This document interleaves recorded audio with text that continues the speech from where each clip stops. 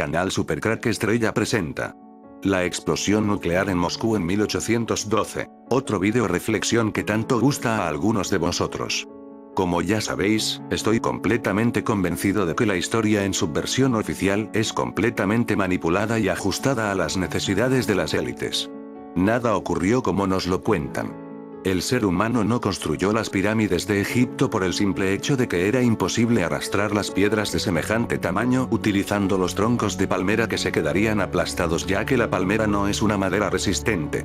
Se encuentran múltiples artefactos enormes que no podrían ser usados por las personas de nuestro tamaño pero sí por hombres más altos. De allí la información sobre los gigantes que no nos quieren contar. Se encuentran vimanas en la India y Afganistán de hace 20.000 años, red de tuberías en China de 150.000 años, etc. Hoy me apetece hablar de un hecho que todos conocemos pero que realmente no lo conocemos. He dedicado muchas horas al estudio de los materiales de todo tipo y, basándome en la teoría que apoyan muchísimos historiadores y científicos, os la expongo aquí. Vosotros decidís si es posible o no. Napoleón es uno de mis personajes históricos favoritos por su genio militar y el espíritu que contagiaba sus tropas. Todos sabemos de los libros de texto que el 24 de junio de 1812 el emperador cruzaba el río Niemen y se adentraba en Rusia a la cabeza de un ejército de más de 450.000 hombres. Con la moral de sus tropas por las nubes, Napoleón planeaba aplastar al zar Alejandro I, entablando combate con el ejército ruso, en una batalla decisiva que les llevaría a una abyecta rendición. Se trataba del mismo modus operandi que tantos triunfos le había dado en los países que había invadido hasta entonces. Solo una semana más tarde estaba en Moscú, la ciudad más venerada por los rusos entonces y siempre. Y aquí ocurre lo imprevisto. Lo que me empujó a hacer este vídeo. La ciudad comenzó a arder en llamas. La versión oficial que nos venden es que fueron los rusos los que la incendiaron, que era una maniobra militar del comandante Kutuzov. El fuego forzó a los franceses a acampar en las afueras y los condujo a una creciente desmoralización. El resto de la historia ya lo conocemos. Me voy a centrar en el incendio como tal.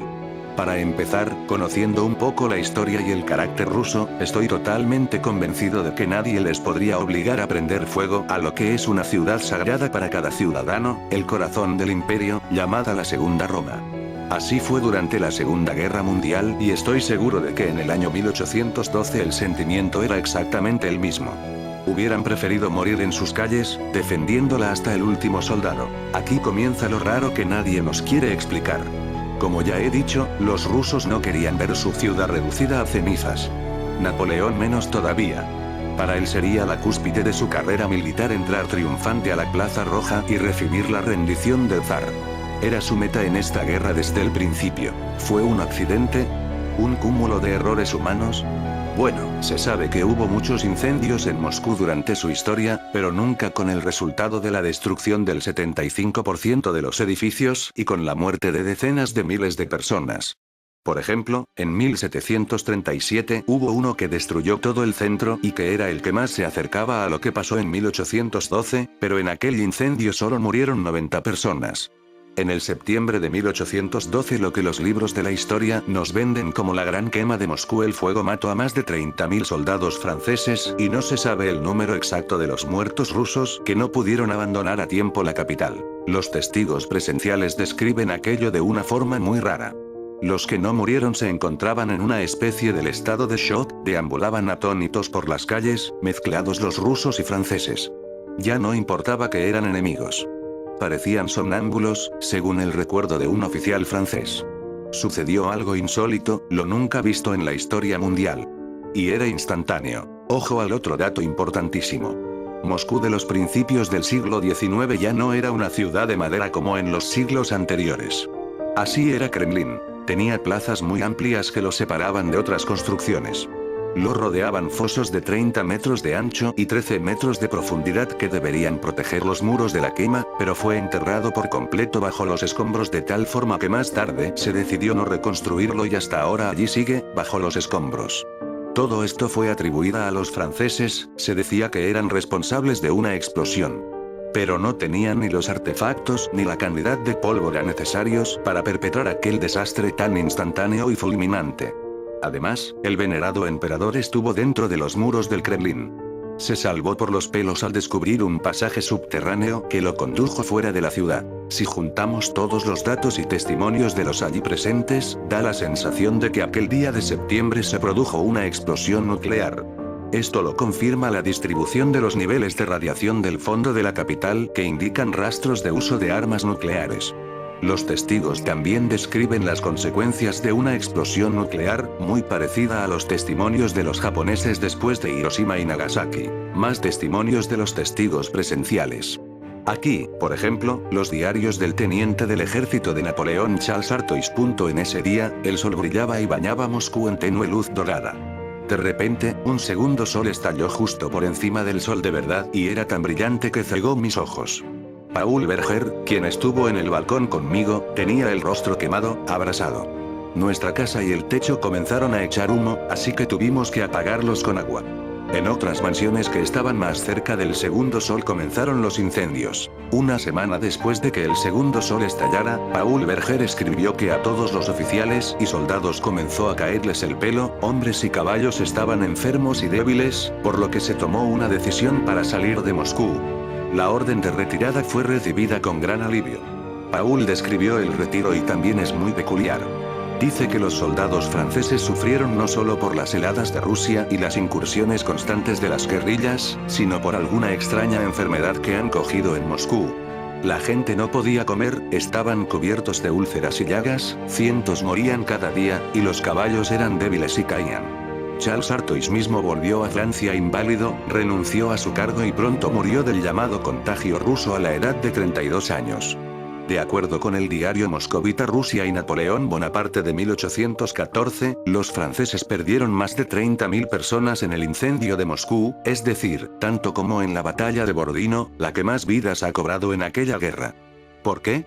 El conde de Segur en sus memorias también escribe que sus oficiales vieron un segundo sol que hacía arder edificios de piedra como velas y que en pocos minutos redujo la ciudad entera a montones de escombros. Y entre ellos vagaban hombres, mujeres y niños, soldados rusos y franceses, parecían fantasmas ciegos dando tumbos entre las ruinas, la mayoría con las ropas carbonizadas y caras negras. Otros dos oficiales que estaban en el edificio de Kremlin vieron en el cielo una luz inusual que cubrió mansiones y palacios y los hizo caer como si fueran castillos de naipes. Por cierto, Napoleón se encontraba en el edificio de piedra en el momento de la aparición del segundo sol y por lo tanto no recibió una fuerte dosis de radiación como sus soldados. Se sabe que murió en la cárcel en la isla de Santa Elena de una muerte no natural. Los historiadores dicen que fue por el envenenamiento por arsénico, pero los síntomas coinciden más con los efectos en la salud causados por la exposición a excesivas cantidades de radiación ionizante. Entre ellos pérdida de pelo, diarrea, fatiga, náuseas, vómitos, desmayos, quemaduras de piel y, finalmente, la muerte. Todos estos diarios son públicos, se pueden leer por cualquier persona que se interese. Pero la historia oficial sigue afirmando que los rusos prendieron fuego a su capital por orden directa de su comandante Kutuzov.